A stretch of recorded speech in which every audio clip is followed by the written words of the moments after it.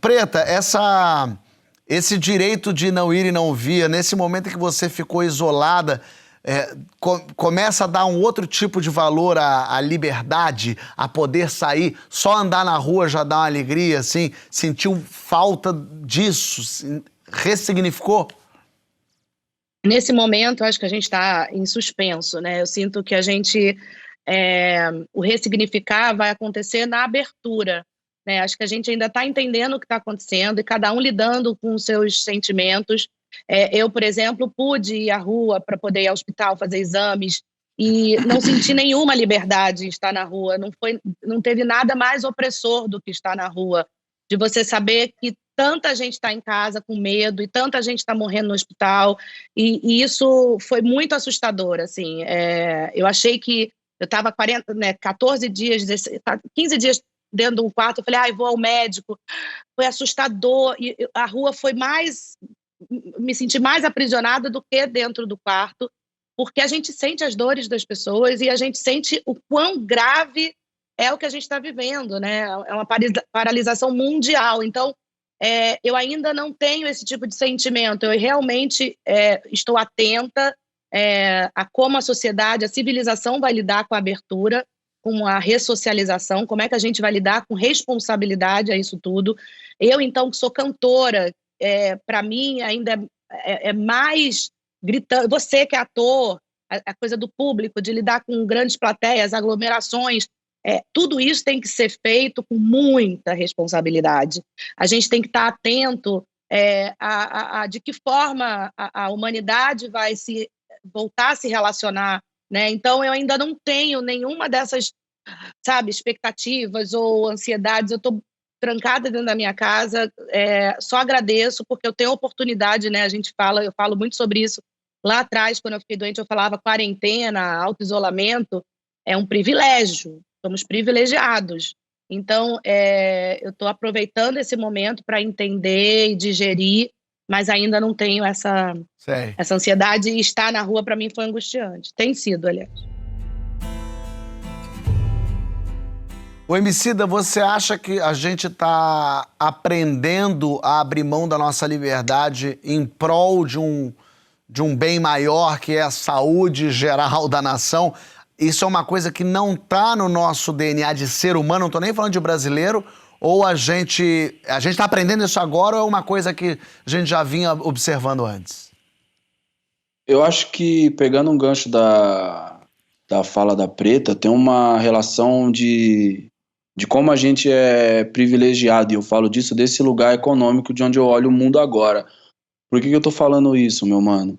Eu tava conversando com uma amiga também, falando sobre esse momento onde todas as nossas relações afetivas são de alguma maneira suspensas, principalmente essas relações afetivas físicas. Inclusive, não é nem fazendo um merchan, mas eu assisti a nossa percepção, ela tá sendo alterada de uma maneira tão profunda que eu assisti um Porta dos Fundos esse final de semana, um episódio que o Gregório encontra com um cara na rua, era um episódio sobre amizade, que ele fala, não, a gente vai marcar e não sei o quê. E eu tava aqui assistindo, e na hora que eles dois se cumprimentaram, na hora que eles dois se tocaram, eu já fiquei tipo, vai ter que lavar a mão, hein?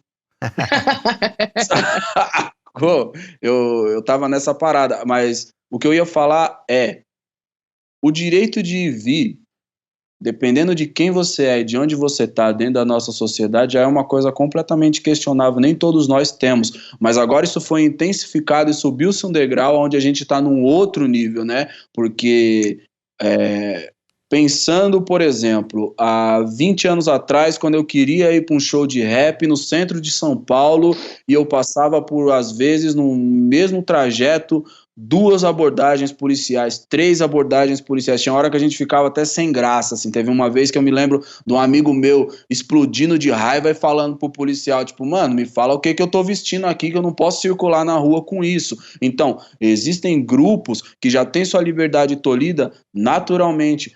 Nesse momento, o que me parece desesperador e agoniante, acho que até já falei disso na outra semana, que é essa grande reticência, né, meu? Esse banho-maria no qual a gente está suspenso e você não sabe nem quando acaba, nem qual a consequência, e você não pode colocar o pé na sua calçada, é outra fita, tá ligado? Então eu acho que existem algumas pessoas que estão se colocando também como desesperada, porque estão trancadas nos apartamentos, e isso é sério. Tem um lance o João falou de uma coisa muito bonita, de ligar para os velhinhos, mas eu tenho trocado uma ideia com os velhinhos, eu tenho trocado ideia também com uma rapaziada mais nova, porque tem uma rapaziada que tá tendo síndrome do pânico, crise de ansiedade, tem uma galera... Na verdade, MC, na verdade, as pessoas mais novas com quem estão falando, elas estão ligando para um velhinho, que é você.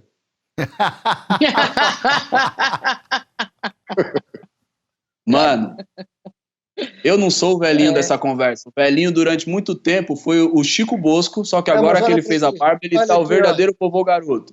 Eu certo? sou o Vitor Fazano agora, sou o Vitor Fazano. Parceiro. Olha só. Tá Olha parecido mesmo. Olha o meu post-it, olha meu estilo, mano. Eu sou jovem. Velho é quem tá pendurando carne seca dentro de casa. A gente chamou o professor Mário Sérgio Cortella para filosofar um pouquinho sobre liberdade em tempos de confinamento. Vamos ver. Fala aí, Cortelão, manda. Direito de não ir nem vir parece humorado, afinal de contas, a ideia de dever, né, de não ir nem vir. Afinal de contas, quando se coloca um obstáculo, um travamento, um empecilho, a ideia é que isso é um dever para mim. Meu direito seria escolher o que eu desejasse. Essa é a minha liberdade. Mas e quando eu escolho acatar aquilo que favorece a comunidade?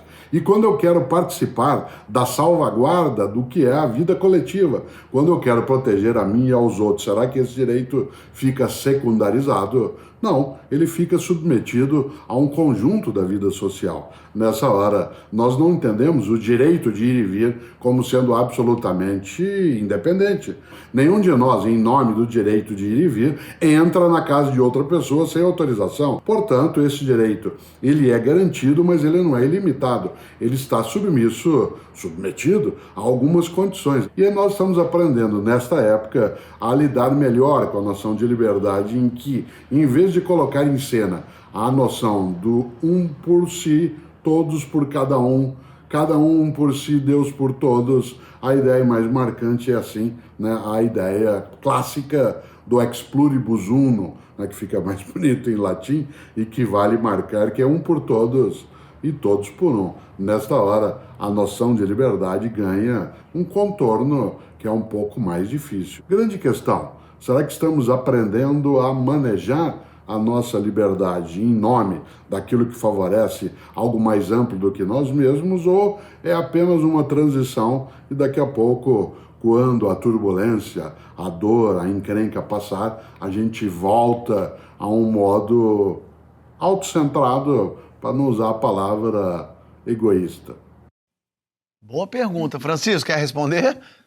Quero. Na verdade, queria responder essa e comentar a primeira parte que ele falou duas coisas, né? A primeira, ele falou sobre o modo como a gente está, nesse momento, lidando com a necessidade de abrir mão da nossa liberdade, dos nossos direitos e tal. Isso é uma coisa interessante de observar, porque embora o coronavírus seja um vírus, ele é igual em todo lugar, os efeitos que ele produz dependem da cultura onde ele se instala. Então, por exemplo, nos países asiáticos, que não têm uma tradição de pensamento liberal, de defesa da liberdade individual muito forte, tem uma mentalidade socializante, coletiva muito forte, a sociedade conseguiu responder ao vírus de uma maneira muito mais eficiente. Enquanto que os países que são o berço do pensamento liberal resistiram muito mais à supressão das suas liberdades individuais, e estão pagando um preço enorme por causa disso. Então, esse foi o primeiro ponto, né? Eu acho muito maluco, por exemplo, teve o Giorgio Agamben, que é um filósofo italiano, que quando a Itália tomou as primeiras medidas de cerceamento de aglomerações, fechou espaços públicos e tal, a primeira reação dele foi chamar aquilo de projeto de Estado totalitário. Eu acho uma loucura. Assim, é evidente que a gente tem que tomar cuidado, que não dá para abrir mão completamente da nossa vigilância em relação ao poder do Estado. Mas naquele momento era o mais certo a fazer, né? E a outra coisa outra coisa é, será que a gente vai sair melhor disso? Cara, Fábio, você sabe que eu não leio uma entrevista com um filósofo, com um sociólogo, em que essa pergunta não venha. E eu acho que essa pergunta, ela é, antes de tudo, um sintoma de um desejo enorme de que toda a dor, a angústia, o medo envolvidos nesse processo não sejam em vão. As pessoas querem desesperadamente que algum saldo positivo saia disso, entendeu? Eu, entretanto, não estou tão confiante disso. Assim, eu acho que se acabasse hoje, voltaríamos mais ou menos para o mesmo lugar. Como muita coisa pode acontecer ainda em termos de experiência coletiva traumática, dependendo do que acontecer, se o trauma for muito violento, aí sim podem acontecer mudanças individuais e sociais. Mas, Chico, fala. Eu estava pegando o gancho no que você falou, é muito interessante, né? A gente estava até comentando sobre isso, como os países asiáticos, como a Ásia, em geral, lidou com essa pandemia de uma maneira muito efetiva, entendendo que, na verdade, o Big Data, né, as informações, a tecnologia, eram a grande arma contra esse vírus. E realmente foi muito eficaz. A gente tem ações de aplicativo em celular que mapeia onde o infectado foi, porque aquele celular é de um infectado, onde ele passou, avisa no seu celular. Isso acontece na Coreia.